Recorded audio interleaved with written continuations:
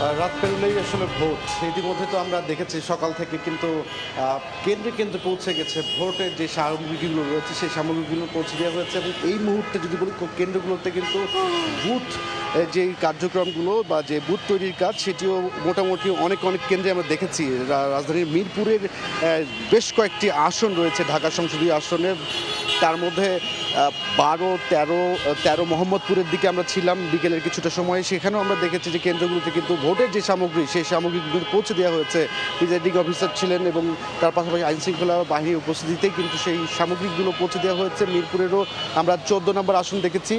15 নম্বর আসন ঘুরে দেখেছি, সেগুলো মোটামুটি সবই কার্যক্রম প্রায় শেষ মুহূর্তে, অর্থাৎ রাত পড়লে যেহেতু ভোট আর কয়েক ঘন্টার অপেক্ষা, সেই কয়েক ঘন্টা আগেই সকল ধরনের ভোটের কার্যক্রম সেটি ইতিমধ্যেই কিছু কিছু জায়গায় শেষ হয়েছে, কিছু কিছু জায়গায় এখনো চলমান আছে।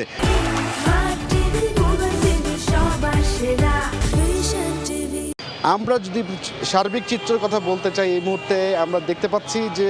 মিরপুর 10 নম্বর যেই চত্বরটি রয়েছে সেই চত্বরটিতে সড়কের চিত্র যদি বলি, মানুষের মধ্যে কিন্তু একটা উৎসব, একটা উদ্দীপনা কাজ করছে, মানুষের মধ্যে একটা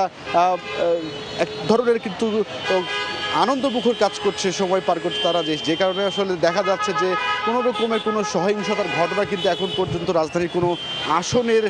আমরা তেমনভাবে কিন্তু বড় ধরনের কোনো ঘটনার খবর আমরা পাইনি, যে কারণে মানুষও স্বাচ্ছন্দ্যে কিন্তু বেরিয়েছেন,